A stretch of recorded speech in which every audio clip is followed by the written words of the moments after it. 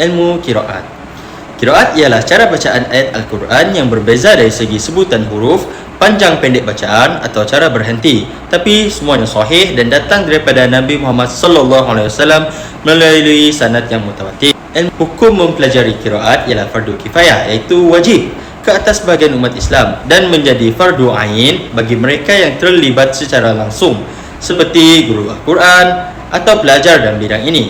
Antara faedah mempelajari ilmu qiraat ialah kita dapat memahami perbezaan bacaan yang sah tanpa rasa keliru, memperbaiki sebutan huruf dan tajwid, mengenali warisan ulama besar Islam, menghayati keindahan pelbagai bentuk bacaan Al-Quran serta membuka peluang untuk mengajar dan berdakwah. Qiraat adalah bukti mukjizat dan keluasan ilmu Al-Quran. Salah seorang tokoh besar dalam ilmu qiraat ialah Imam Nafi' Al-Madani. Berasal daripada Madinah, beliau terkenal dengan bacaan yang fasih dan tenang. Dan dua perawi terkenal yang meriwayatkan bacaannya ialah Warsh dan Qalun. Bacaan Warsh daripada Nafi' sangat meluas digunakan di Afrika Utara hingga ke hari ini. Manakala bacaan Qalun dari Nafi' pula lebih banyak diamalkan di beberapa wilayah seperti Libya dan sebahagian kawasan Maghribi. Kedua-dua menunjukkan kepelbagaian yang indah dalam bacaan Al-Quran, namun tetap bersumberkan daripada sumber yang sama, iaitu Rasulullah sallallahu alaihi wasallam. Jadi kita teruskan dengan tiga lagi imam qiraat. Yang pertama ialah Imam Abu Bakar Asim bin Abdullah bin Badalah Al-Asadi.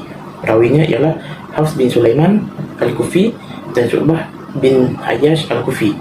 Imam Asim ini telah meninggal pada tahun 193 Masihi. Dan seterusnya Imam Hamzah Al-Kufi. Nama penuh beliau adalah Abu Muhammad Hamzah bin Habib bin Ismail Az-Zayyad.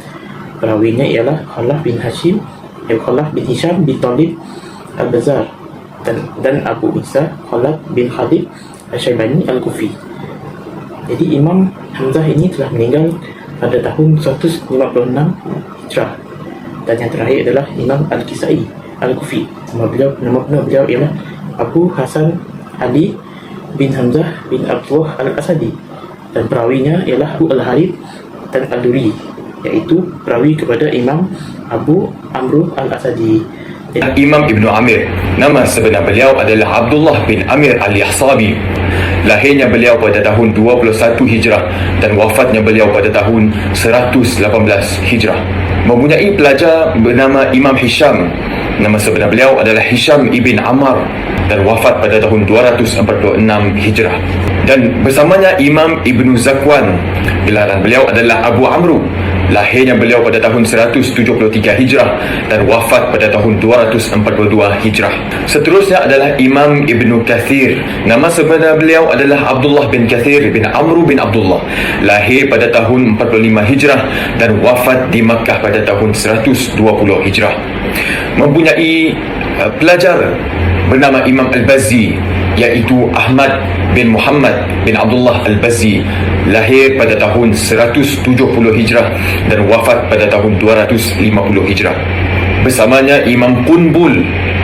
Nama sebenar beliau adalah Muhammad bin Abdullah bin Muhammad Al-Makhzumi. Lahir pada tahun 195 Hijrah dan wafat di Makkah pada tahun 291 Hijrah. Seterusnya adalah Imam Abu Amru. Lahir pada tahun 70 Hijrah dan wafat di Kufah pada tahun 154 Hijrah. Mempunyai anak murid bernama Imam Ad-Duri. Lahir pada tahun 150 Hijrah dan wafat pada tahun 246 Hijrah. Bersamanya Imam As-Susi. Lahir pada tahun 171 Hijrah dan wafat pada tahun 261 Hijrah. Bismillahirrahmanirrahim. Alhamdulillahi Rabbil Alamin. Ar-Rahmanir-Rahim. Maliki Yawmiddin. Ar-Rahmanir-Rahim. Maliki Yawmiddin. Ar-Rahmanir-Rahim. Maliki Yawmiddin. Ar-Rahmanir-Rahim. Maliki Yawmiddin. Ar-Rahmanir-Rahim.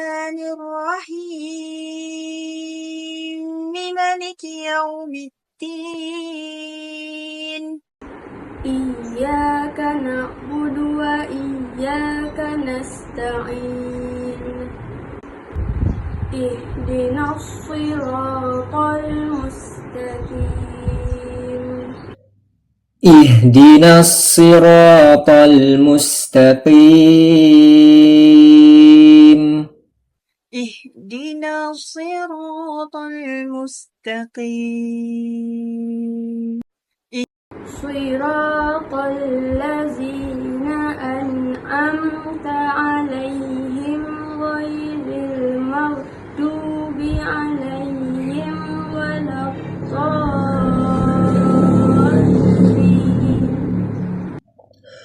صراط الذين أنعمت عليهم غير المغضوب عليهم ولا الضالين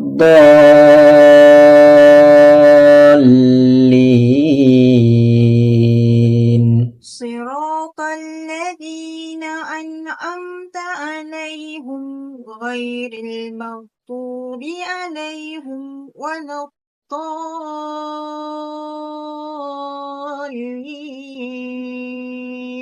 صراط الذين أنعمت عليهم غير المغضوب عليهم ولا الضالين صراط الذين أنعمت عليهم غير المغضوب عليهم ولا الضالين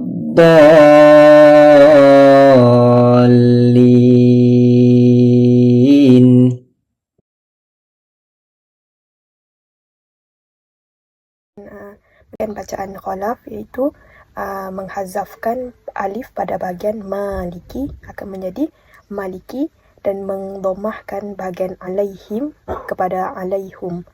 Seterusnya adalah pada bacaan ishmam dengan huruf zai iaitu pada bahagian siratal mustaqim akan menjadi zirata. Bacaan warsh di mana bahagian ini menghazafkan alif saja iaitu maliki akan menjadi maliki. Bacaan dalam bacaan kolun. Pertama, hazafkan huruf alif, iaitu membuang huruf alif pada kalimah maliki. Contohnya, maliki akan menjadi kepada maliki. Kedua, silah mim jamak, iaitu dalam kalimah alaihim, sambungkan huruf mim sukun kepada huruf waw dan kadar bacaannya adalah 2 harakat seperti alaihim kepada alaihimu. Bacaan kunbul. Kaedah bacaan yang pertama adalah menghazafkan huruf alif pada perkataan maliki, maka bacaannya akan menjadi maliki. Yang kedua adalah silah mim jamak dalam perkataan alaihim, maka perkataan tersebut dibaca kepada alaihimu. Yang terakhir adalah tukarkan huruf sod kepada huruf sin. Contohnya, ihdinas siro kepada ihdinas siro. Pada qiraat Al-Bazi, iaitu yang pertama pada ayat yang keempat, iaitu hazaf alif pada perkataan maliki dan dibaca dengan maliki, pendek. Yang kedua adalah pada ayat yang ke-7 pada surah Al-Fatihah, iaitu pada perkataan alaihim, iaitu silam min jamak dan kita bacanya adalah alaihimu. Maksudnya yang dekat belakang tu kita panjangkan sikit dan wujudnya huruf waw di belakangnya. Kita pergi kepada Imam As-Susi, iaitu yang pertama adalah hazaf alif pada perkataan maliki, iaitu ayat yang keempat pada surah Al-Fatihah dan dibaca dengan pendek maliki. Yang kedua adalah dengan bacaan 3 wajah, idgham kabir pada perkataan Ar-Rahim Maliki. Maksudnya dia boleh jadi 2 harakat, 4 harakat dan 6 harakat pada ayat yang kedua dan disambung pada ayat yang ketiga dan disambung kepada ayat yang keempat.